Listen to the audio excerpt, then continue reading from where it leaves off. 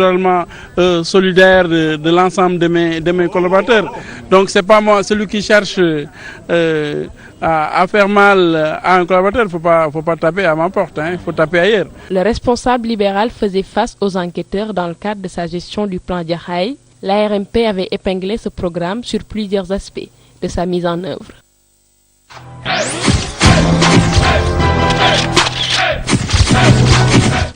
Voilà, c'est les deux éléments qu'on a pu avoir aujourd'hui, cette semaine. Il y a eu ici Adedjon qui a été convoqué, qui se dit être milliardaire depuis 1993, qui a fêté, paraît-il, elle l'a dit, c'est elle-même qui l'a affirmé.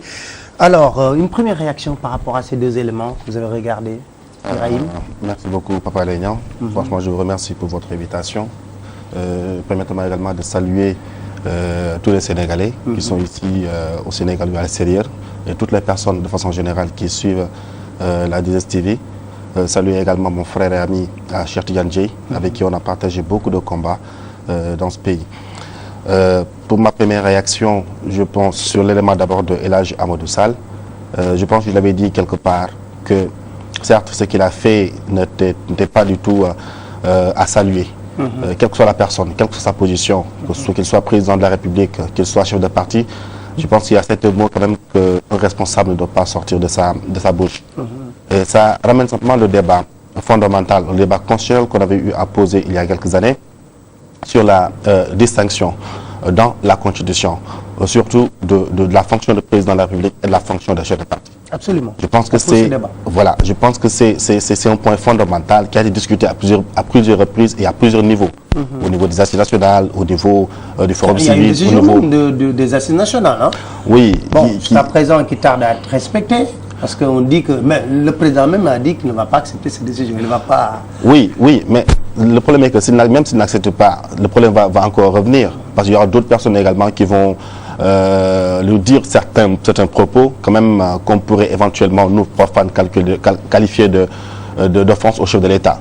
Je pense qu'aujourd'hui, si le président de la République veut se départir de toutes ces considérations, je pense qu'il doit introduire une loi constitutionnelle qui vise à une proposition, ou bien un projet de loi constitutionnelle qui vise à modifier la Constitution et faire la distinction entre le chef de parti et le chef de l'État. Mais par contre, sur ce sujet, je pense qu'il y a une erreur qui a été commise aussi par le président de la République, qui a répondu à El Hadji Amadou Sall au niveau d'une rencontre politique des cadres de l'APR. D'ailleurs, c'est la parade qui a été trouvée par El Hadji Amadou Sall. Oui. Quand il a été interpellé, il a dit « Je m'attaquais au secrétaire général de l'APR. La preuve, il m'a répondu dans un cadre politique et non pas dans un cadre institutionnel. » Oui, absolument. Je crois que c'est un des problèmes auxquels nous faisons face. Et bien entendu, je profite suite aux salutations de mon frère Birahim Seck pour saluer à mon tour l'ensemble des Sénégalais qui nous regardent. Et toi, bien entendu, Bayale, pour nous avoir invités.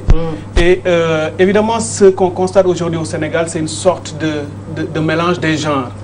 Une sorte d'amalgame entre des espaces différents, l'espace de la République, l'espace de l'État, et l'espace politique, qui est l'espace des partis.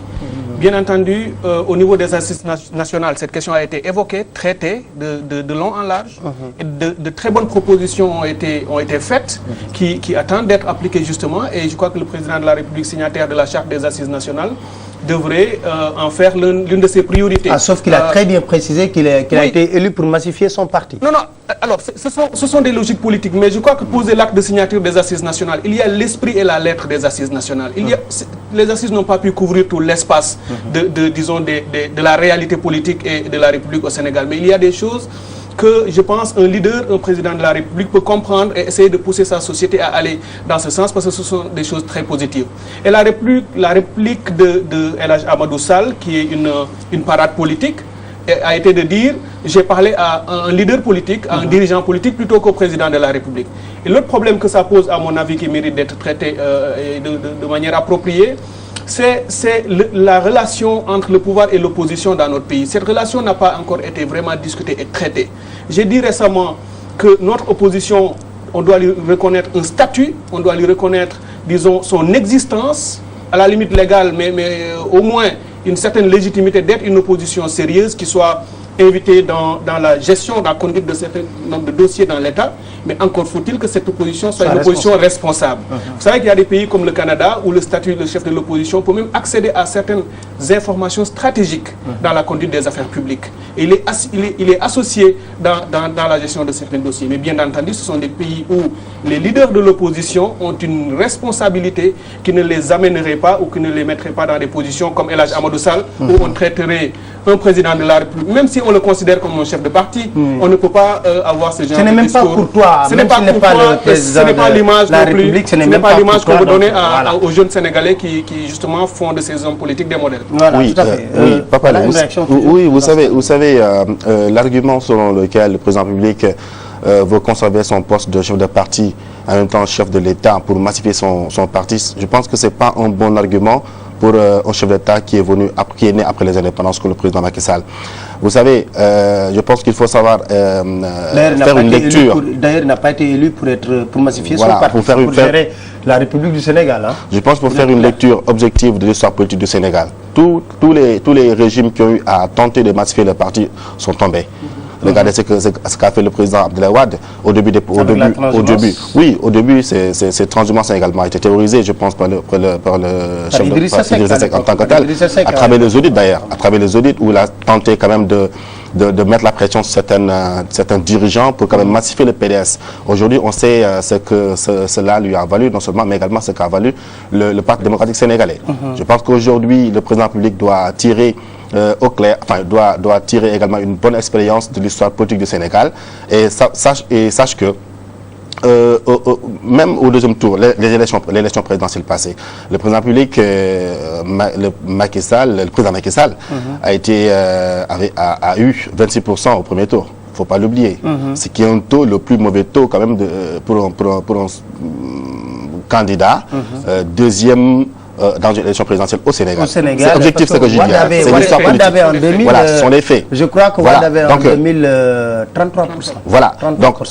Donc ce que veut dire quoi? Au second tour, il a eu 65%. Ça veut dire quoi? Ce ne sont pas les partisans de la paire qui ont voté pour lui, mais c'est le peuple sénégalais, c'est les citoyens. Je pense que ça, c'est un message fort pour dire qu'il n'y a plus raison de gouverner le Sénégal comme on le faisait il y a 40 ans, comme on le faisait il y a 10 ans. Je dépasse l'âge le régime de Wade. Jusqu'au PDS, jusqu'au PS. Il ne faut pas oublier également le PS, quand même, comme disait l'autre, on a dépassé le purgatoire socialiste et vers ce qu'on appelle l'enfer libéral en tant que tel. Voilà. Donc c'est pour dire tout simplement qu'il faut qu'on fasse toujours une introspective pour essayer quand même d'avoir des réponses actuelles. Le président public quand même doit s'inspirer de tous ces exemples pour quand même aller de l'avant et savoir que ce ne sont pas les partisans de la paire qui l'ont. Je pense que la révolution doit être apportée aussi par cette génération et apporter quelque chose de nouveau dans l'espace politique. Mais bon, avoir ces réflexes très et ce que Birahim dit de ce point de vue-là est tout à fait juste. Et je voudrais juste rajouter un mot à ça. Et c'est peut-être même une suggestion, comme il a dit, mais un conseil qu'on pourrait donner à nos acteurs politiques. J'ai l'impression que pour la plupart, ils continuent encore de faire de la politique sur la base d'hypothèses complètement fausses et dépassées. Et on le dit souvent, et c'est tout à fait juste, Moi, j'ai comme l'impression que les hommes politiques sénégalais sont en pas avance. tirer des leçons, oui. Les citoyens sont en avance, plus ou moins, sur nos acteurs politiques, qui malheureusement ont été moulés dans une sorte de sculpture politique depuis Senghor, Abdou Diouf, Abdoulaye Wade. Ils n'ont pas encore réussi à en sortir pour opérer ces ruptures et ces renouvellements de la façon de faire de la politique. Lorsqu'on considère qu'on doit rester chef de parti pour avoir les moyens de massifier son parti, on reste dans une logique tout à fait clientéliste où le grand pater qui est là, le grand responsable, le père du parti et de la famille, dans cette image qu'on amalgame entre la famille et l'État, pour pouvoir attirer des gens. Alors que, comme il l'a dit, l'essentiel des acteurs politiques aujourd'hui, et c'est pourquoi j'ai dit tout à l'heure, ne nous dites pas seulement en société civile, des gens que vous mettez dans un cadre qui doivent rester quelque part, qui n'ont rien à voir avec le pouvoir. Ce sont des acteurs politiques dans un espace partisan et non partisan, et qui assument certaines responsabilités vis-à-vis des dirigeants partisans. Donc, l'essentiel des gens qui font et défont dans ce processus de transformation de l'espace politique, ce sont des acteurs qui ne sont pas dans les partis. Que vous restiez leader de votre parti ne les attire pas forcément dans votre parti. C'est lorsque vous gérez bien l'État, que vous faites preuve d'une gouvernance et de la responsabilité qu'on attend d'un leader, d'un président de République, et que vous résolviez les problèmes des Sénégalais, cherté de la vie, eau, électricité et autres, que vous massifiez votre parti, ou bien que vous ne le massifiez pas, mais que lors des élections à venir, les gens viendront voter pour vous parce que vous avez réglé les problèmes des Sénégalais et non pas de votre parti. La preuve même, quand le président Macky Sall négociait avec, au second tour, il ne négociait pas avec les partis politiques, mais il négociait avec les chefs de partis. Regardez ce que M. Aladjoub a dit quand il est sorti, on m'a trahi. Pourquoi? Parce que oui, on a négocié avec le président, le chef de parti Moustapha Niasse, le président national Moustapha Niasse, mais ils n'ont pas négocié avec les partis. Autrement dit, le président Macky Sall n'avait rien signé avec les partis politiques. Donc aujourd'hui, il doit savoir qu'il a les mains totalement libres. Et regardez la direction que le peuple sénégalais a tracé pour lui. C'est-à-dire gouverner. Il ne peut pas tirer les leçons d'un scrutin. Parce que quand on regarde les 180 partis qu'on a, totalité, ils ne font même pas 2 millions dans le fichier électoral. Alors, le fichier électoral est 5 millions et plus cher. Donc ça veut dire qu'il y a un quota de Sénégalais qui sont de compartis et qui... Mais si on fait une lecture quand même assez objective de l'actualité, je pense, comme on le dit dans les médias, il est en train de faire un raménagement au niveau du palais, comme il est en train également d'isoler certaines personnes avec qui il avait allé à la conquête du pouvoir. Je pense qu'il n'hésitera pas également à le faire avec d'autres partis politiques qui ne travaillent pas. On va y revenir tout à l'heure. On fera un diagnostic. Voilà, un diagnostic sans complaisance. Voilà. Juste pour revenir sur notre point qui a été soulevé aussi, c'est la traque des biens présumés mal acquis. Alors, on a eu la réaction de Ousmane Ngom. Que vous inspire cette réaction d'Ousmane Ngom qui dit que c'est la politique, ils n'ont pas le droit de convoquer? Moi, j'ai un point de vue là-dessus. Oui, je pense qu'on a tout à l'heure discuté d'un point assez important, c'est sur la fuite des procès-verbaux. Souvent, je pense que là, je l'avais évoqué dans une de vos émissions, qu'il faut protéger ce qu'on appelle les données à caractère personnel. Non seulement la Convention des Nations Unies, le pacte de 1966 des Nations Unies sur les droits de l'homme, l'article 17, interdit quand même qu'on puisse divulguer comme ça des données à caractère personnel, parce que l'audition également fait partie des données à caractère personnel.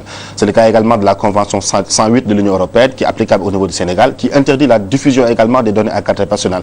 Je pense qu'aujourd'hui, ils ont raison quand ils disent que oui, c'est pas normal qu'au cours d'une audition, que des fuites quand même soient organisées pour que tous les Sénégalais puissent avoir quand même... Bon, c'est vrai, il y a la protection des données à caractère personnel, les PV, mais également il y a le travail du journaliste. L'accès à l'information. Oui, le travail du journaliste, c'est pas ça, on ne peut pas lui dénier. Il est dans une obligation, dans son devoir également d'aller vers la recherche de l'information. Ça, c'est une chose quand même assez importante. Je pense que les autorités politiques devraient faire très attention également sur... même lessiver, du point de vue de la communication, ça va lessiver les Sénégalais. S'ils continuent toujours à divulguer les informations... ça pollue même, je crois. Voilà. Ça pollue un peu les enquêtes et tout ça. Et sur l'autre aspect également, je pense que oui, Maître Ousmane Ngom s'agrippe toujours sur l'article 101 de la Constitution en disant que oui, c'est des anciens ministres, ils ne peuvent être convainqués que par la haute cour de justice. Je pense qu'il doit faire très attention par rapport à ça, parce que jusqu'à présent, même il avait évoqué l'illégalité, s'il veut, également de la Cour de répression de lancement illicite, en disant que oui, il y avait une loi de 84 qui était venue remettre en cause. Je pense que tout ça également, c'est des débats politiciens. C'est pas un débat, c'est des débats politiciens, c'est pas des débats sérieux. C'est pas des débats sérieux, voilà. Parce que moi, j'aimerais bien lui dire, mais Ousmane, vous avez convoqué Idrissa Seck, vous l'avez amené 8 jours à la division des investigations criminelles. À l'époque, vous étiez le ministre de l'Intérieur, c'est vous qui avez tout orchestré, alors que Idrissa Seck était à l'époque un ancien Premier ministre. Mais bien sûr. Vous savez, on va pas accepter, le peuple sénégalais en tant que tel ne va pas accepter que ces autorités nouvelles quand même puissent mettre en œuvre l'arbitraire. Jamais il va l'accepter. On a dit gouverner autrement. Donc eux, les autorités, ils sont tellement conscients de ça qu'ils ne vont pas accepter quand même que la procédure soit quand même ternie ou bien noircie par des erreurs de procédure, excusez-moi de la répétition. Sur ce également, je pense qu'il doit être beaucoup plus serein et aller répondre également à la justice de façon sereine. Il n'y a pas besoin également quand ils sortent de dire oui, ça c'est des trucs politiques, on est en train de nous harceler, nous sommes des victimes d'un système et tout. Oui, tout le monde est victime d'un système. Nous étions victimes également de son système. le peuple sénégalais a été témoin également de ce que les manifestants ont eu à vécu devant l'Assemblée nationale. Ils ont eu à vécu également au niveau de la place de l'Obélisque, ont eu à vécu également dans d'autres coins également du pays. Je pense qu'il faut savoir raison garder. Quand les biens mal acquis, c'est un domaine quand même assez sérieux, très sérieux. Parce qu'aujourd'hui, on l'avait dit entre les deux tours, que quand le président Macky Sall avait dit qu'il allait baisser les denrées de première nécessité, le Forum civil a s'est fendu d'un communiqué pour dire c'est pas possible. C'est pas possible. Et l'histoire vous donne raison. Vous donne raison. Là également, il y a les enseignants qui revendiquent, qui font des revendications d'ordre pécuniaire. C'est normal. Il y a les étudiants chômeurs également qui